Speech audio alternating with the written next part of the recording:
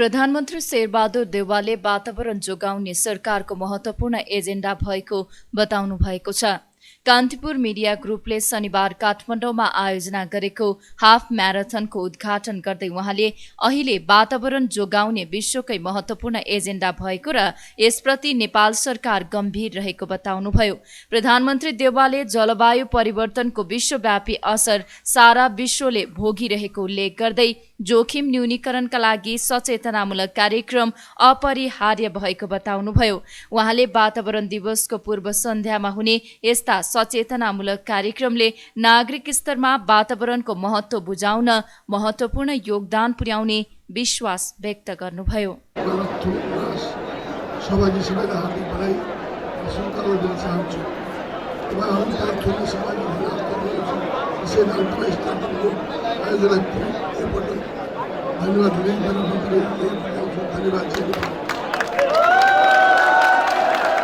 जलवायु परिवर्तन संकटको प्रभाव र नियन्त्रणको आवश्यकताबारे सचेतना जगाउन run the Kantipur half marathon 2022 आयोजना गरेको आयोजकले जनाएको छ।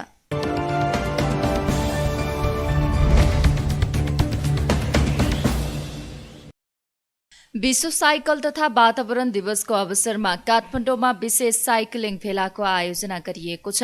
विभिन्न साइकल समूह, संघ संस्था तथा समुदायको सहकार्यमा आयोजित साइकल र्याली पाटन दरबार स्क्वायरबाट सुरु भई पुलचोक हुँदै थापाथली, त्रिपुरेश्वर हुँदै दरबारमार्गमा पुगेर भेलामा परिणत भएको थियो। नेपालमा अत्याधिक निजी सवारी साधन, इन्धनको खपत, धुवाँ धुलो, प्रदूषण, व्यापार घाटा बढ्दै गएको अवस्थामा साइकलको प्रयोगमा प्रोत्साहन गर्न र्याली आयोजना गरिएको हो। र्यालीपछि आयोजित कार्यक्रममा काठमाडौँ महानगरपालिकाका मेयर बालेन्द्र शाहले हप्ताको एक दिन काठमाडौँमा साइकल डे मनाउने र काठमाडौँमा साइकल लेन बनाउने विषयमा अध्ययन र छलफल अघि बढाउने बताउनुभयो। उहाँले साइकल लेन भएको खण्डमा मात्र सुरक्षित यात्रा हुन सक्ने बताउनुभयो। जति पनि मेयरको प्रत्याशीहरू हुनुहुन्थ्यो, विभिन्न पार्टीका उहाँहरूसँग चाहिँ तपाईँहरूले प्रतिबद्धता दिनुभएको थियो, सम्झौता भएको थियो, तर हामी कहाँ चाहिँ कुनै पनि प्रतिबद्धता आएको थिएन।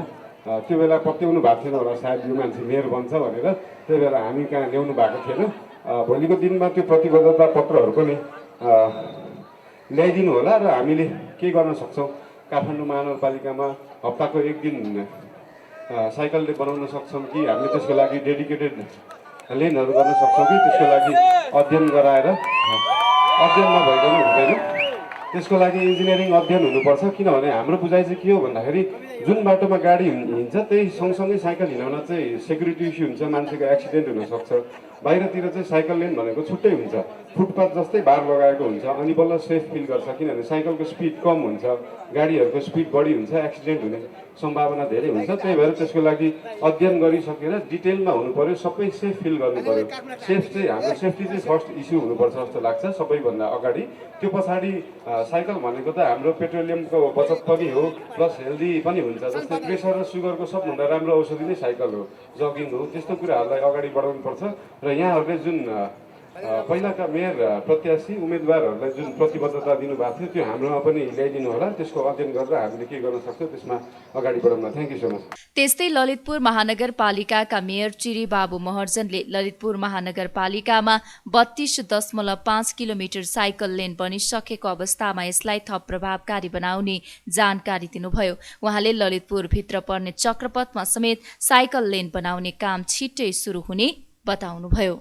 अहिलेसम्म ललितपुर महानगरपालिकाले नेपाल साइकल सोसाइटीको सहयोगमा, प्राविधिक सहयोगमा हामीले 32.5 किलोमिटर बाइसाइकल लेन बनायौँ। सुखदुःख गरेर त्यसको चाहिँ ठिकै छ, international standard, international specification meet गरेन होला, त्यो आफ्नो ठाउँमा छ।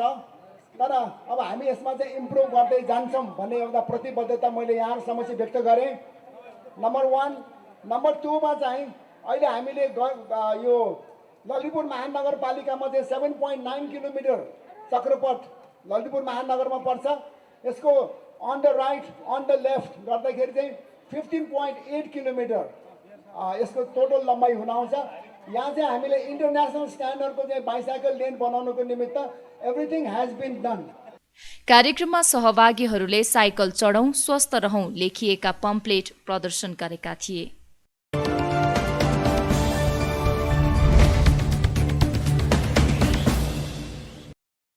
नेपालमा थप 16 जनामा कोरोना संक्रमण पुष्टि भएको छ। देशभर गरिएको 957 पीसीआर परीक्षणका क्रममा 8 जना र 1227 एन्टिजेन परीक्षणका क्रममा 8 जनामा कोरोना संक्रमण पुष्टि भएको हो। कोरोनाका कारण शनिबार पनि कसैको मृत्यु नभएको स्वास्थ्य मन्त्रालयले जनाएको छ। त्यस्तै थप 9 संक्रमित निको हुँदा हालसम्म नेपालमा 9,67,128 जना निको भएका छन्। हाल नेपालमा 110 सक्रिय संक्रमित आइसोलेसनमा रहेको मन्त्रालयले जनाएको छ।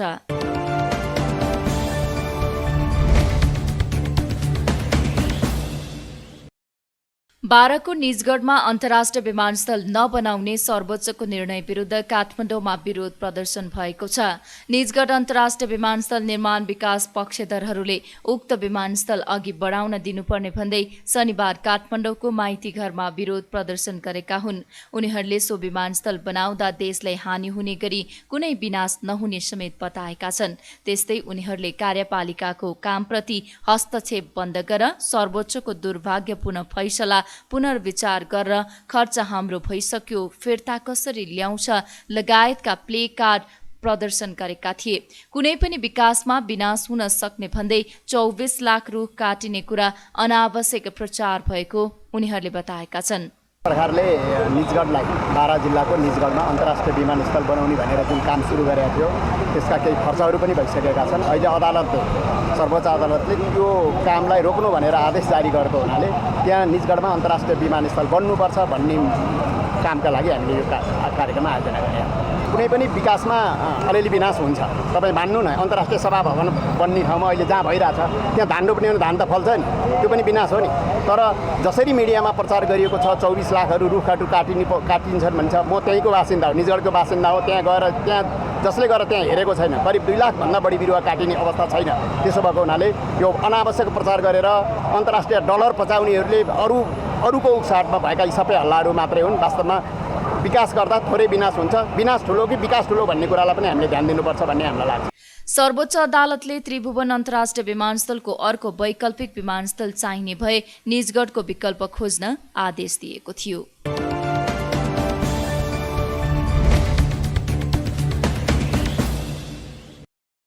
नेकपा एकीकृत समाजवादीले स्थानीय तहको निर्वाचनको 7वटा प्रदेशको रिपोर्ट लिनका लागि 7 जना नेतालाई जिम्मा दिएको छ। शनिबार काठमाडौँमा बसेको समाजवादीको सचिवालयको 26औं बैठकले तल्ला कमिटीबाट स्थानीय तहको निर्वाचनको रिपोर्ट लिन 7 प्रदेशमा केन्द्रीय नेताहरूलाई जिम्मेवारी दिने निर्णय गरेको हो। समाजवादीका उपमहासचिव डाक्टर गंगालाल तुलाधरले प्रदेश 1 मा जयन्ती राई, मध्य प्रदेशमा रामचन्द्र झा, बागमतीमा गंगालाल तुलाधर, गण्डकीमा प्रमेश हमाल, लुम्बिनीमा डाक्टर विजय पौडेल, कर्णालीमा प्रकाश ज्वाला र सुदूरपश्चिम प्रदेशमा महासचिव बेदुराम भूषाललाई रिपोर्ट लिनका लागि जिम्मा दिएको र 5 दिनभित्र रिपोर्ट पेश गर्न भनिएको जानकारी दिनुभयो। रिपोर्ट आइसकेपछि एकीकृत रिपोर्ट तयार गरी पार्टीको विभिन्न तहमा छलफल गरिने उहाँले बताउनुभयो। उहाँले संगठनात्मक आधार हुँदाहुँदै पनि गठबन्धनलाई विश्वास गर्दा धोका भएको हो कि भन्ने आशंका पैदा भएकाले निर्वाचनको समीक्षा गर्ने निर्णय भएको भन्दै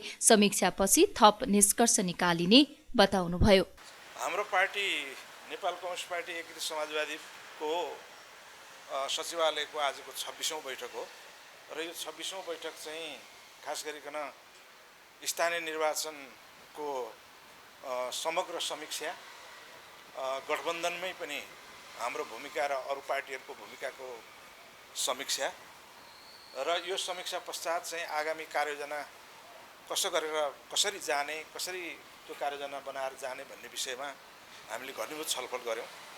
तर केही सूचनाहरू चाहिँ हामीले जति लिनुपर्ने हो हाम्रा तल्ला कमिटीहरूबाट त्यो सबै प्राप्त नभइसकेको कारणले गर्दाखेरि 7वटा प्रदेशमा 7 जना सचिवालयका सदस्य कमिटीहरूलाई जिम्मा दिएर अब हामी 5 दिनभित्रमा चाहिँ सबै सूचनाहरू सङ्कलन गर्छौँ र त्यस आधारमा चाहिँ हामी समीक्षा चाहिँ अझ घनीभूत ढङ्गले चाहिँ सचिवालयले गर्छ र सचिवालयले गरेको समीक्षाका आधारमा एउटा प्रतिवेदन बन्छ र त्यो प्रतिवेदनलाई चाहिँ हामी स्थायी कमिटीमा लिएर जान्छौँ।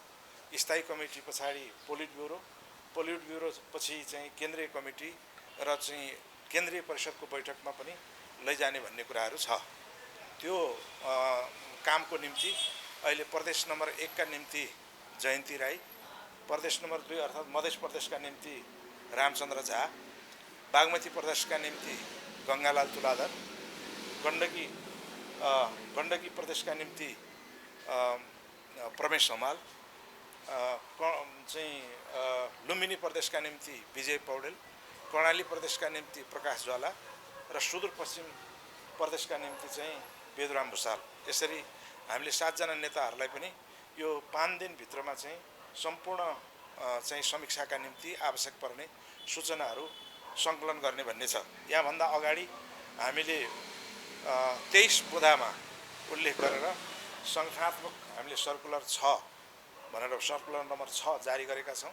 त्यस आधारबाट केही ठाउँमा चाहिँ समीक्षा पनि अहिले भइरहेका छन्। किनभने यो समीक्षा अलिकति निर्मम ढङ्गले, अलिकति घनीभूत ढङ्गले गर्न किन जरुरी भयो भनेर भने हामीले हाम्रो सङ्गठनात्मक आधार हुँदाहुँदै हामी गठबन्धनमा रहेर, गठबन्धनमा विश्वास गरेर हामीले इमान्दारिता देखाउँदै कतिपय ठाउँमा चाहिँ हामी माथि धोका भएको हो कि अथवा चाहिँ हाम्रो शक्ति सम्पूर्ण रूपमा जुन मन वचन र कर्मले परिचालित हुनुपर्ने त्यसरी मन वचन र कर्मले परिचालित नभएको हो कि जे हो सत्य तथ्यमा आधारित भएर एकदम चाहिँ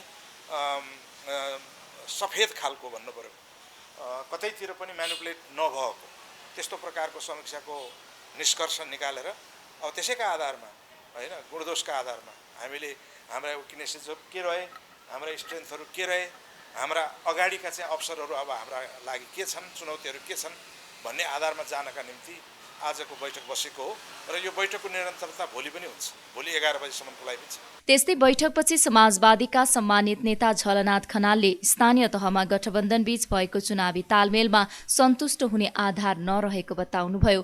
उहाँले पार्टीभित्र यसको थप समीक्षा हुने धारणा राख्नुभयो। नेपाल यति बेला जनवादी क्रान्ति सम्पन्न गरेर समाजवादी क्रान्ति र रूपान्तरणको युगबाट अगाडि बढिरहेको छ। यो युगमा वामपन्थीहरूको बीचमा एकता हुनु चाहिँ वस्तुगत आवश्यकता हो। तर यति बेला वामपन्थी आन्दोलनका मेजर सङ्गठनका नेताहरू अहिले वामपन्थी एकताको पक्षमा देखिनुहुन्न। त्यसो हुनाले तत्काल वामपन्थी एकताको आवश्यकता भए पनि त्यो सम्भावना चाहिँ निकै कमजोर छ। हामी अलिक होइन, बेहद असन्तुष्ट छौँ। किनभने वाम यो 5 दलको गठबन्धनभित्र सम्मानजनक ढङ्गले गठबन्धन हुँदै भएन। त्यो नभएको हुनाले हामी असन्तुष्ट छौँ।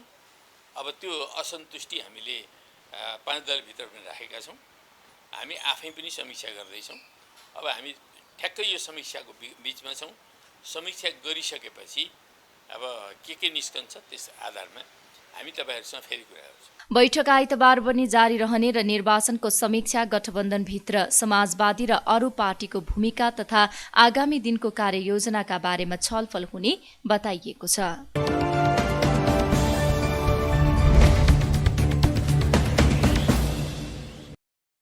त्रिमूर्ति निकेतनले लेखनाथ पौड्याल पुरस्कार गोविन्द राज विनोदीलाई प्रदान गरेको छ। त्रिमूर्ति दिवसका अवसरमा शनिबार काठमाडौँमा आयोजित एक कार्यक्रमका बीच नेपाली भाषा साहित्यमा समर्पित विनोदीलाई लेखनाथ पौड्याल पुरस्कार प्रदान गरेको हो। त्यस्तै कार्यक्रममा बालकृष्ण सम पुरस्कार मिथिला शर्मालाई र शैलेन्द्र साकारलाई देवकोटा काव्य पुरस्कार प्रदान गरिएको छ।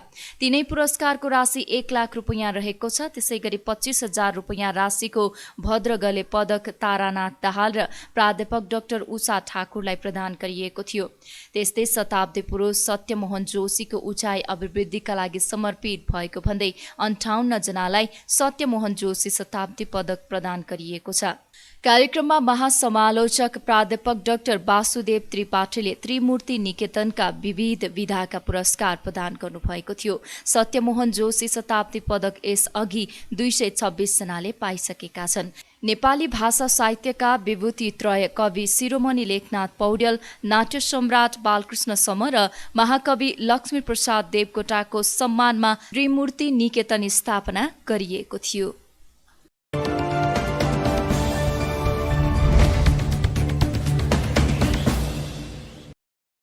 लुम्बिनी प्रदेशका प्रमुख अमिक शेरचनले समृद्ध लुम्बिनी निर्माणका लागि लुम्बिनी प्रदेशभित्रका स्थानीय तहका जनप्रतिनिधिहरू लाग्नुपर्ने बताउनु भएको छ। उहाँले जनताको जीवनस्तर परिवर्तन हुने गरी सेवा प्रवाह गर्न आग्रह गर्नुभयो। लुम्बिनी प्रदेश सरकारले आयोजना गरेको लुम्बिनी प्रदेशका 109 स्थानीय तहका जनप्रतिनिधिहरूलाई बधाई तथा शुभकामना एवं शासन सञ्चालन सम्बन्धी अन्तर्क्रिया कार्यक्रममा उहाँले संविधानले स्थानीय प्रदेश संघीय सरकारलाई प्रदान गरेको अधिकारलाई पालना गर्दै सहकार्य सह अस्तित्वको भावनालाई अगाडि बढाउनुपर्ने बताउनुभयो। कार्यक्रममा मुख्यमन्त्री कुलप्रसाद केसीले लुम्बिनी प्रदेशका 109 स्थानीय तहलाई एक आपसमा समन्वय गरी लुम्बिनी प्रदेशवासी जनताको जीवनस्तरलाई परिवर्तन गर्नुपर्ने बताउनुभयो।